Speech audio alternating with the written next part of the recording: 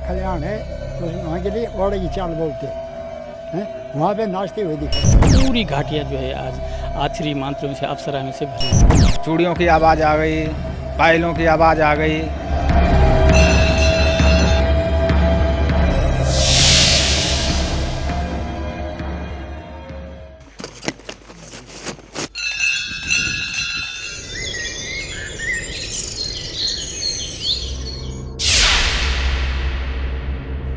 रात को सुनाई देती है पायल की झनकार, चूड़ियों की खनक से खुश होती हैं परियां। जो भी गया उसे अपने लोक ले जाती हैं परियां।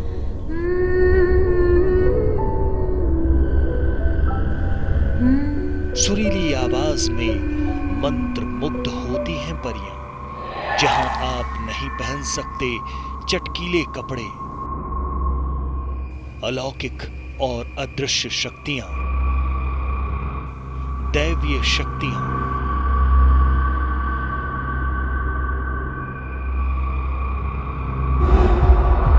सफेद कपड़ों में दिखती हैं परियां। एक रहस्यमय दुनिया जहां अकेले जाना हो सकता है खतरनाक, लेकिन टेलीविजन इतिहास में पहली बार ईटीवी आज आपको लेकर जा रहा है परियों के देश। एक ऐसी जगह जहां सदियों से है परियों का राज। क्या यहां सच में है परियों का वास? क्या यहां इंद्रलोक की अप्सराएं हैं? कई राज हैं जिनसे आज ईटीवी पर्दा उठाएगा। तो चलिए हमारे साथ परियों के देश।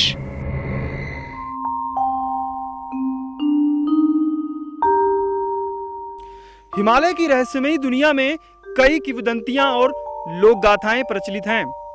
एक ऐसी ही लोक गाथा परियों से जुड़ी हुई है, इसीलिए इसे कहते हैं परियों का देश।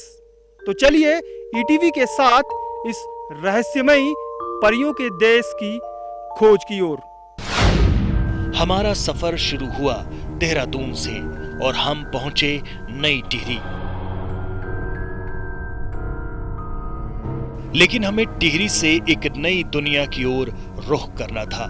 ऐसा इसलिए क्योंकि अब जो आप देखेंगे उस पर विश्वास करना थोड़ा मुश्किल है।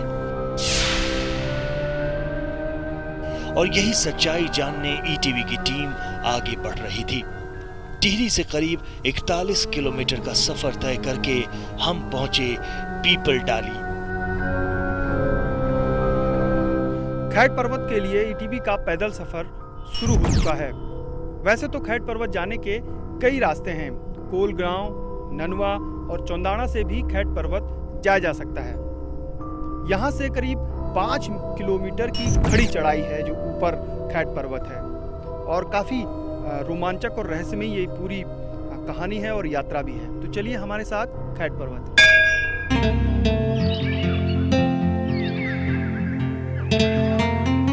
ये बुग्याल है। हिमालय में ऊंचाई वाले मखमली घास के मैदानों को बुग्याल कहा जाता है, जहां की सुगंधित जड़ी बूटियां आपको मदहोश कर देती हैं।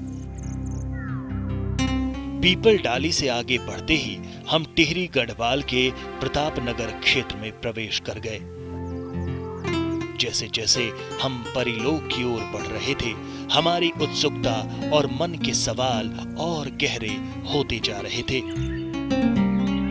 पीपल डाली से करीब 30 किलोमीटर का सफर तय करने के बाद हम पहुंचे खैट पर्वत की तलहटी पर स्थित कोलगांव, जहां रात्रि विश्राम के बाद हम अगले दिन ननवा होते हुए पहुंचे चौंदाना। बस यहीं से रहस्यमयी दुनिया का सफर शुरू हो रहा है।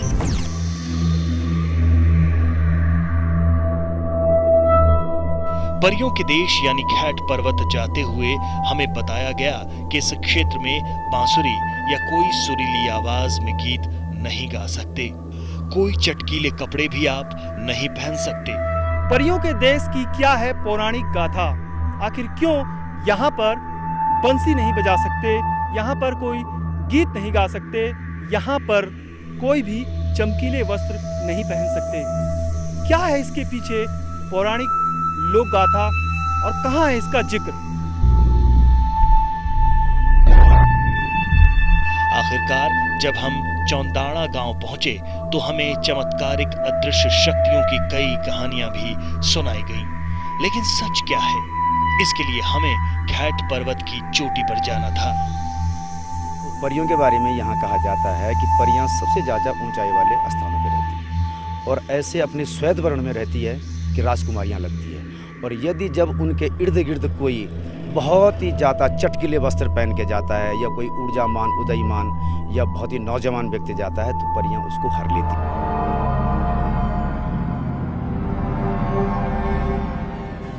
लोक मान्यताएं हैं कि परियां इस क्षेत्र में देवी के रूप में पूजनीय हैं। जागरों में परियों की उत्पत्ति और उनसे जुड़े रहस्य छिपे हैं।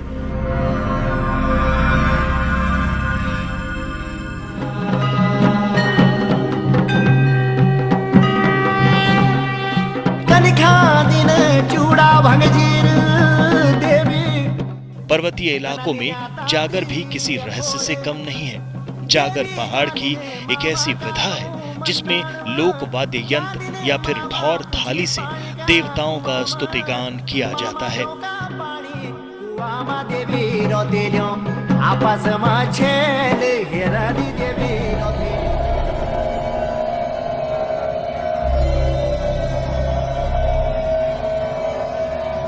ईटीवी की टीम अब ननवा गांव से पैदल निकल पड़ी है खैट पर्वत।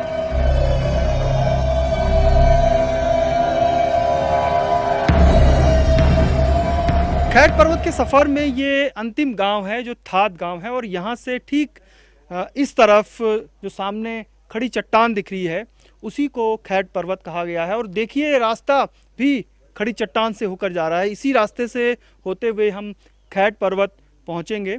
एक छोटा सा गांव है और यहाँ पर जो पर्वत है खैट पर्वत, ऐसी मान्यता है कि यहाँ पर आज भी अछरियाँ हैं और पूजा भी यहाँ पर होती है। मंदिर भी है ऊपर माँ भगवती का।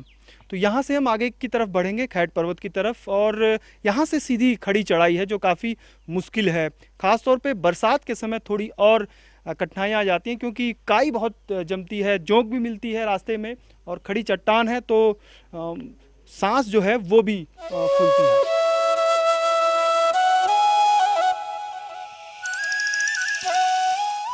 ननवा से हम पहुंचे थात, एक छोटा मगर सुंदर गांव।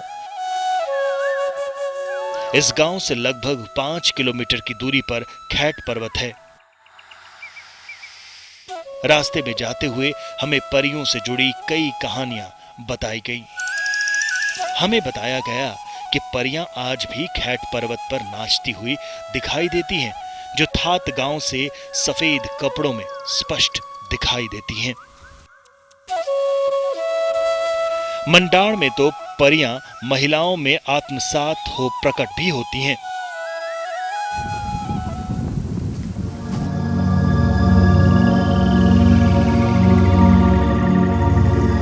थात गांव से कई स्थानीय युवा भी हमारी टीम में शामिल हो गए। खैट पर्वत के लिए ये पूरा चट्टान काटकर रास्ता तैयार किया गया है और हमारे साथ स्थानीय जो गांव हैं वहाँ के स्थानीय लोग हमारे साथ, स्थानीय ग्रामीण भी चल रहे हैं। चढ़ाई है यहाँ पर खड़ी, आप खुद भी देख सकते हैं कि किस तरीके से ये पूरा 200-250 मीटर का जो पैच है पूरा वो बिल्कुल चट्टान काटकर आगे बनाया गया है। स्थानीय महिलाएं जो हैं घास काटकर ऊपर से ला रही हैं। कितना मुश्किल होगा इस इलाके में जीवन यापन। और जो अछरियों की, जो परियों की दास्तान है, जो कहानियां हैं, जो किंवदंतियां हैं, जो लोक गाथाएं हैं, वो कहीं ना कहीं इस पूरे क्षेत्र को रहस्यमय बनाती हैं।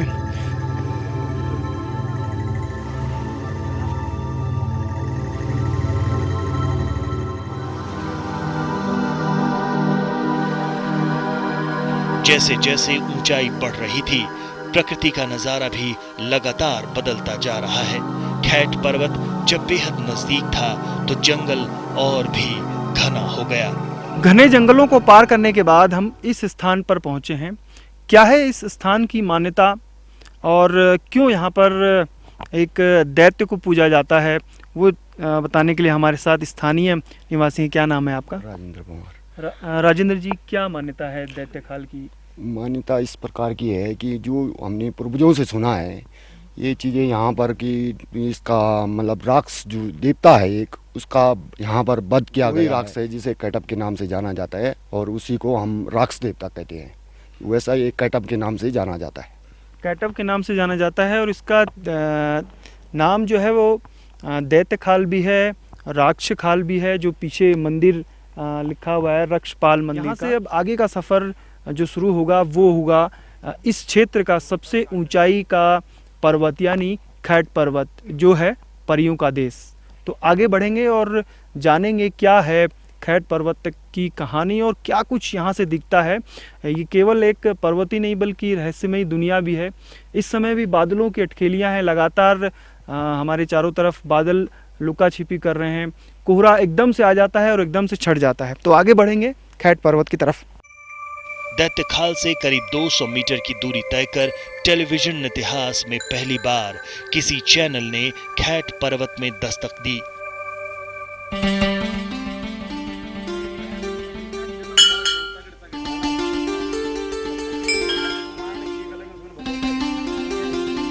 हम पहुंच चुके थे परी लोक।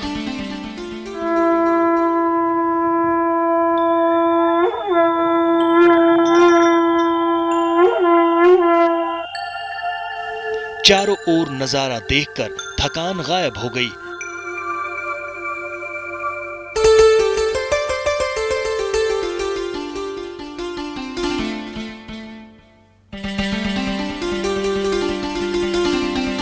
खैट पर्वत एक ऐसी धरती जहां परियां सदियों से विचरण करती हैं, लेकिन परियों की कहानी अभी भी रहस्य बनी हुई थी। आखिर कौन है ये परियां, कहां से आई ये परियां?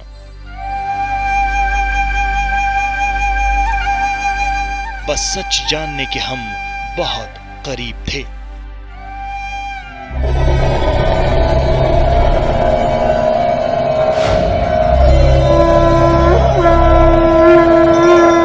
वहाँ परियों का कल्याण है, वहाँ के लिए बड़ा की चाल बोलते हैं, वहाँ पे नाचते हुए दिखे। पूरी घाटियाँ जो है आज आखिरी मंत्रों से अप्सराओं से भरी। चूड़ियों की आवाज़ आ गई, पायलों की आवाज़ आ गई।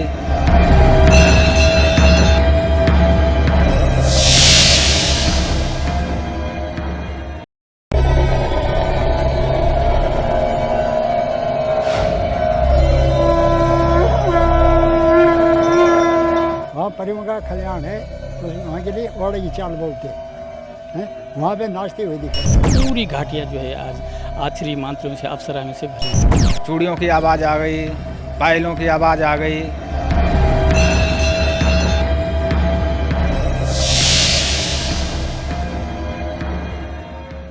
जागंती वे जेली पीड़ी की भराड़ियों, जागंती वे जेली अरखेट की आछरियों, जागंती वे जेली। गहरी तू चौंदाना जाग, गहरी तू चौंदाना जाग, अरखेट का डांडा जाग, लवाना का सोड़ जाग। अरे भगवतियों जागंती वे जेली, भगवान चौंदाना गौमा रंदू थयो आशा रोतै,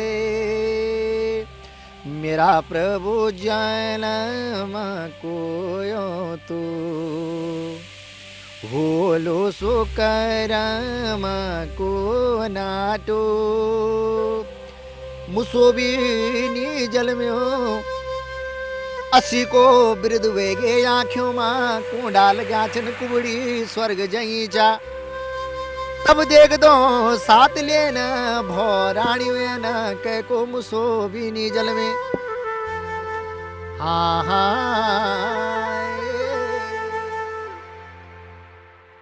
परियों से जुड़ी कई कहानियां हैं। हमें बताया गया कि चौंदाना गांव में थोकदार वंश में आशा राउत की 7 पत्नियां थीं, जिससे उन्हें कोई संतान नहीं थी, जिसकी चिंता उन्हें लगातार सता रही थी। फिर चौंदाना से कुछ दूरी पर स्थित थात गांव से उन्होंने फिर विवाह किया और अब उनकी 9 बेटियां हैं। लोक जागरों के अनुसार ये देव कन्याएं अति सुंदर थीं और मात्र 6 दिन में ही चलने लगी। बचपन से ही वो अपने पिता से गहनों की मांग करने लगी। बढ़ावा बाबा हमुक गणो, बढ़ावा ढोंडी का कपिड़ा, बने जावा सिर मथे बेड़ो मेरा बाबा जी। बढ़ावा डाबरी को गणो तेरा बाबा जी, बढ़ावा ढोंडी का कपिड़ा तेरा बाबा जी, बने जावा सिर माथे बेड़ो मेरा बाबा जी, बने जावा कानू की मुरू की मेरा बाबा जी।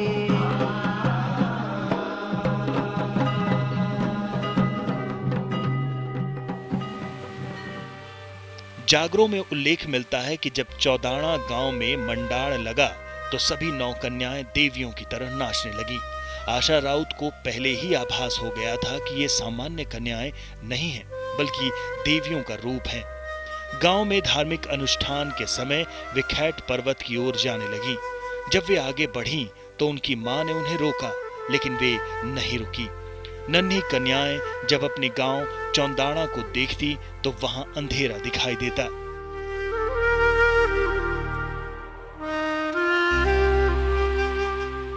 और जब खैट पर्वत को देखती तो वहां रंग बिरंगे फूल और उजाला दिखाई देता।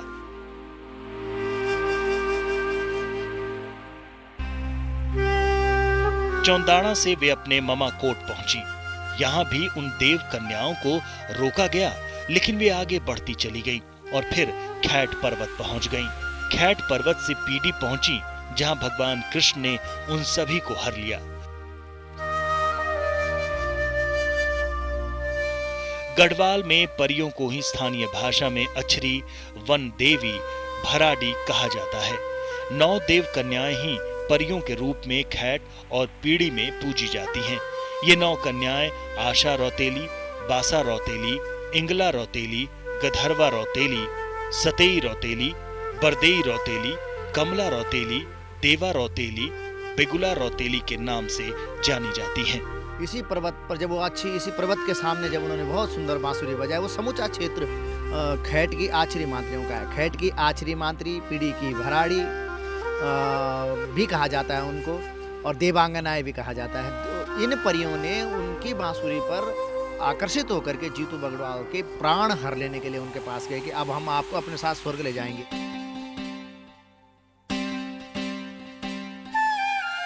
लोक गायक प्रीतम भरतवाण कहते हैं कि यही परियां हैं जिन्होंने जीतू बगड़वाल और लाल सिंह कैंतूरा को हर लिया, और जो उस काल में बहुत सुंदर और बलवान थे।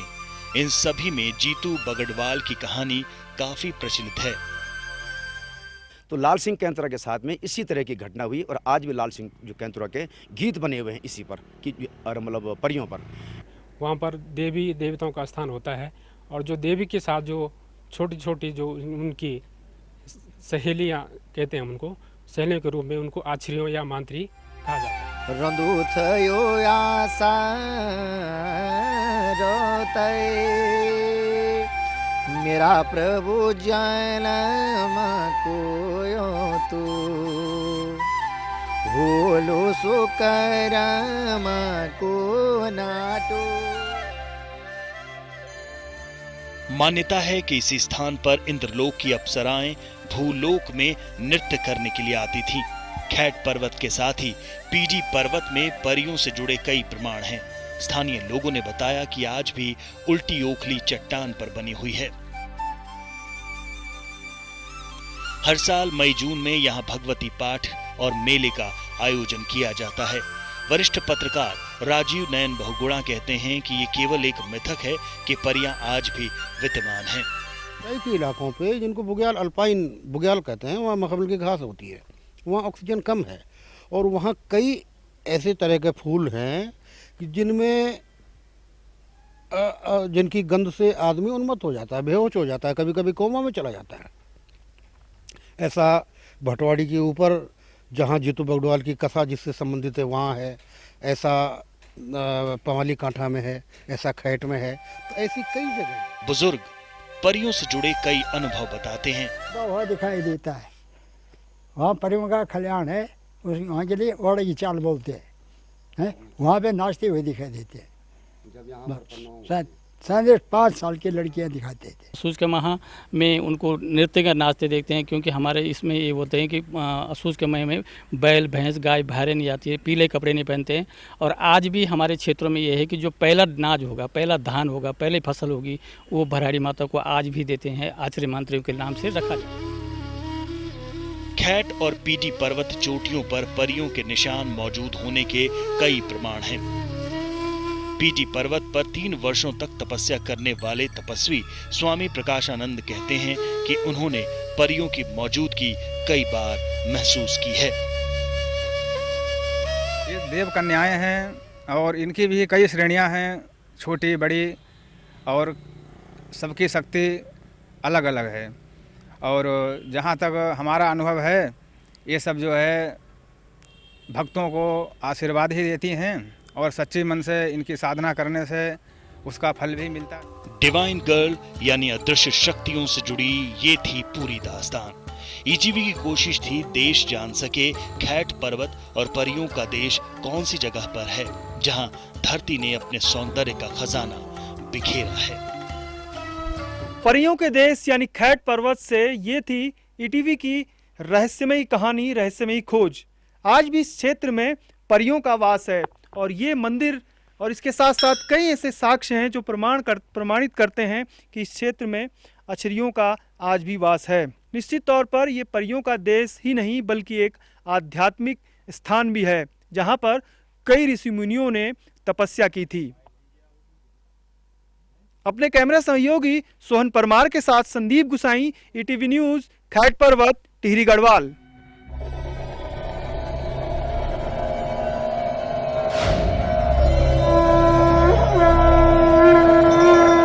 वहाँ परियों का कल्याण है, वहाँ के लिए ओड़े की चाल बोलते हैं, वहाँ पे नाचते हुए दिखाई। पूरी घाटियाँ जो है आज आचरी मंत्रियों से, अप्सराओं से भरी। चूड़ियों की आवाज़ आ गई, पायलों की आवाज़ आ गई,